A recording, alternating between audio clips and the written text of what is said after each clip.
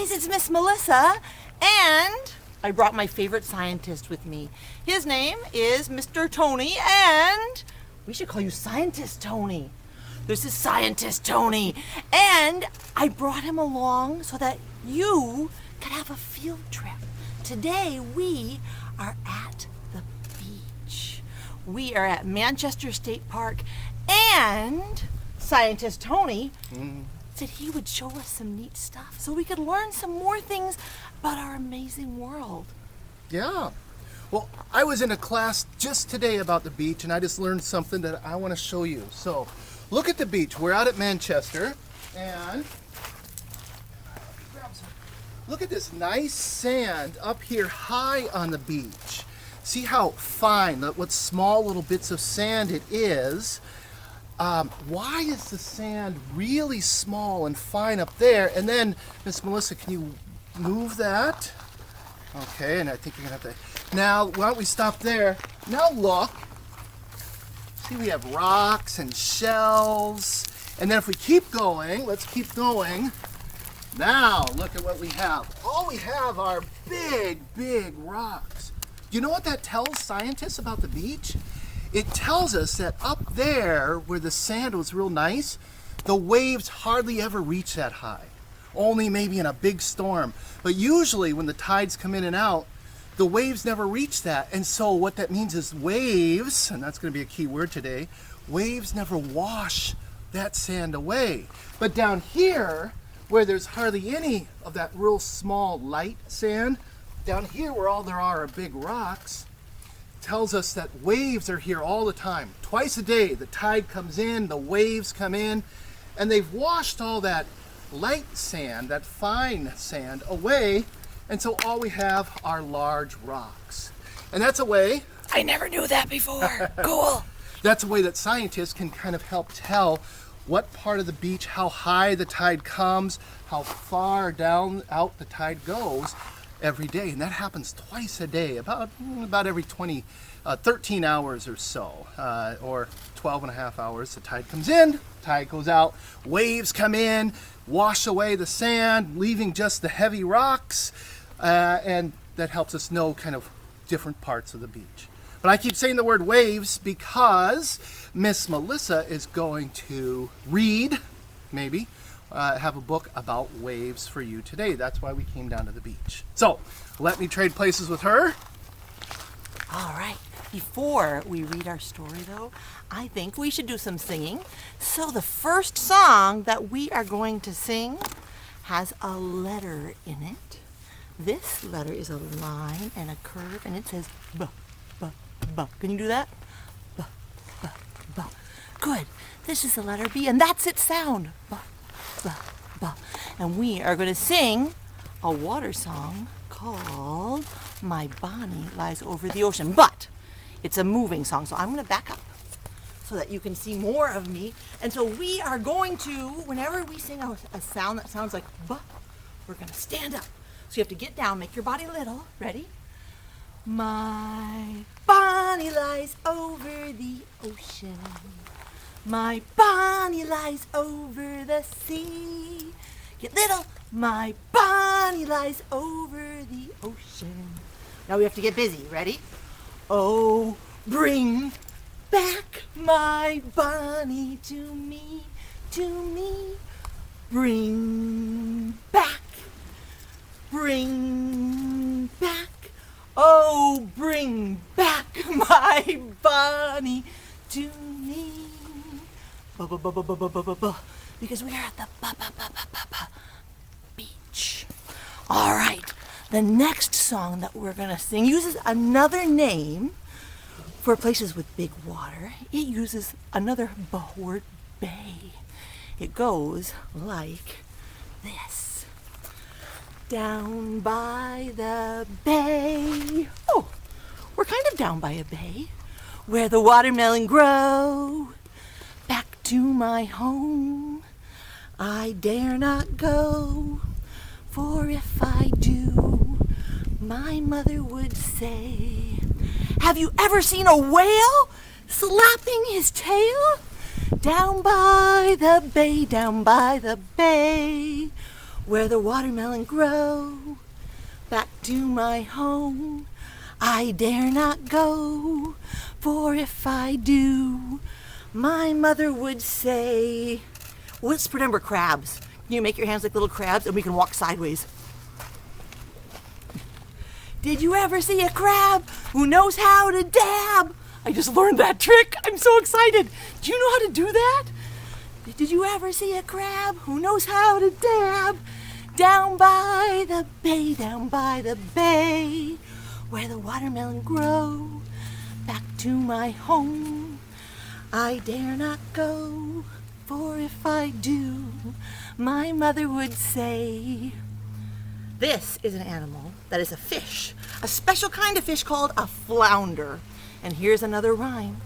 Did you ever see a flounder who plays for the Sounders? Down by the bay, down by the bay, where the watermelon grow. Back to my home I dare not go, for if I do, my mother would say. Did you ever see a sea star playing his guitar? Down by the bay, down by the bay, where the watermelon grow. Back to my home I dare not go, for if I do, my mother would say. Did you ever see a seal making an appeal to end this song? So we're done with that one, and now I get to read you a book. And you know a lot about books. This, you know, is called the front cover. And you know that this is the back cover. You even know that this is the spine. The title of this book is Wave, and the author's name is Suzy Lee. And this is why we're reading down at the beach today, is because of this book. But do you know what's inside a book? That's right. Inside a book we would find pictures and words. But this book is a little different. I'll show you what I mean. So here is a little girl and her mom, and they came to the beach together. That's a good thing to be able to do with your family. I see some birds that are flying nearby, and she is in a hurry. Now, I introduced you to scientist Tony today, but do you know that you are a scientist? You are, because you know what scientists are? They're noticers. They always are watching and looking and say, whoa, look at that. Did you notice that sand over there? And there are rocks down there? I wonder why that is. And this little girl is a lot like you because she's a scientist too. But when you look at this page, usually books have words, and this book doesn't. It's called a wordless book, which is super cool because we get to make up the story. And so, once upon a time, there was a little girl who got to come down to the beach. Even the gulls were curious to see what she would notice. She started to get closer to the water when she was so surprised because the wave seemed like it was chasing her.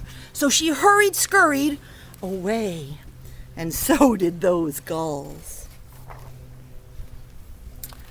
But after a while, that little girl got more and more comfortable, and soon she was feeling quite brave. Do you see what she's doing now? She's trying to scare the waves away. Let's try scaring the waves away. Ready? Roar! The waves come in and they go out again. And this little scientist was scaring them away. But after a while, she thought she had noticed everything that there was to notice. So she was feeling a little bored. But being bored is okay. And so she watched the wave splash. She watched the wave go out. She watched the wave come in. And she kept feeling more and more confident. Do you see? She's starting to put her foot into the wave. And she says, "Time for you to go, Mr. Wave. Time for you to come back, Mr. Wave." Let's see what happens next. Ha! Look what she's doing! It must be a warm, sunshiny day because look at how she is dancing. Dancing, dancing, dancing in the waves. She's splishing and splashing, and she is delighted. Woo! Now she's kicking. She's kicking her feet. Hey, I bet you could do that. Show me how you kick. Can you kick higher? I knew you could. That was a really good kick. Woo! Look at that. The waves are dancing. The gulls are dancing. The girl is dancing. But, oh, a trouble is coming. Do you see this enormous wave? This really, really, really tall wave? That might splash the girl, and I don't think that would be as much fun as dancing in the little waves. Oh, I wonder what will happen on the next page. Let's see. My pages are stuck together. Ah! The wave got even bigger! It's gigantic! And she decided to flee. That means she's running away. Even the seagulls are running away. Hurry, hurry, faster, faster! Oh my goodness! But she made it. And now she thinks she is the boss. Sometimes kids think that, and look what she's doing. Kind of naughty business. She stuck her tongue out right at the wave. Oh no! There's that bird still flying away. There's the trouble. I guess she's feeling pretty good. Everything must be okay now, but... Ah! Look what the wave has done, friends. She's completely buried under the water. That would really frighten me. I don't know what I would do. It would be cold. It would be scary. I wonder if it would ever stop. That poor girl stuck inside. Oh my goodness. I hope she's okay. You think she will be? Oh, she's soggy. Her hair is a mess. It's all disheveled. She's sitting on the beach because the wave knocked her right onto her bottom. And there she sits. Oh, I bet she has to catch her breath. I didn't think that would happen, did you? Oh, but look. Look what she is noticing because she's the scientist just like you. Look what she's found right on the beach. She has found sea stars. She has found shells. And so have the birds. I think they're coming to have a little sea snack. Oh, that's amazing. That big giant wave didn't just bring water. It brought new treasures right to their beach. That's wonderful. She's so excited that she wanted to show someone. Look and see if you can figure out. There's a clue in this illustration about who she's showing her shells to. Did you see it? It's on the edge of the page. Do you know what that is? I'll bring it closer. Look at that. That. Do you have a guess, a hypothesis? What is that? Let's look. Look! It was the front of her mother's umbrella. And so there is her mom. And she has their shoes because beaches always feel better with bare feet. And it's time for them to go, so she's washing her hands. She's washing them right there in the sea. The gulls are flying away because it's time to wave goodbye to the waves. Can you wave goodbye to the waves? Goodbye, waves. Goodbye, goodbye. They're heading back out to the sea. before we wave goodbye, I think my friends, scientist kids, would like to see something else that scientist Tony has to show us. Do you have anything else that you can tell us about? I do. When Miss Melissa was talking about the waves coming and going and bringing things, I went looking. These are called barnacles, and a little animal lives inside there. There's a bunch of animals in there right now, but they're waiting for the waves to come back. When the water comes, they'll come out and they'll start to feed. So I'll put those down. But I found another thing. This is a purple sand crab. I know he doesn't look purple, but he was under. Purple? That's just what they're called. Huh. But he's alive. He's kind of scared, so he's not walking around yet. He's feeling kind of pretty shy, soon, huh? I think he'll start to crawl. And he may crawl right out of my hand. Look at him go! You guys, that surprised me. Did it surprise you too? And there's a bumblebee. Wow! So that's like our song. Did you ever see a crab doing the dab? You can't see the fairy. Down by the bay. That's awesome. I'm so glad you found that for us.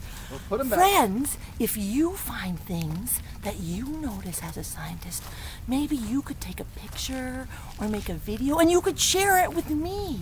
Have your mom and dad help you to do that. That would be awesome. It's starting to rain at the beach, and it's time for us to sing our goodbye song. So the waves are there in the water, and we are going to wave for our song. Are you ready? Goodbye, everybody, goodbye. Other hand. Goodbye, everybody, goodbye. We played and we learned and we had a good day. Goodbye, everybody, goodbye. Are you ready to sing it? Pianissimo. Okay, let's do it really quiet. Ready? Goodbye, everybody, goodbye. Goodbye, everybody, goodbye. We played and we learned because we're scientists, and we had a good day. Goodbye, everybody, goodbye. Thanks for coming, friends. Thanks, Scientist Tony, for coming. You're welcome. I can't wait until next week when we get to read another story together. Miss you guys. Bye-bye.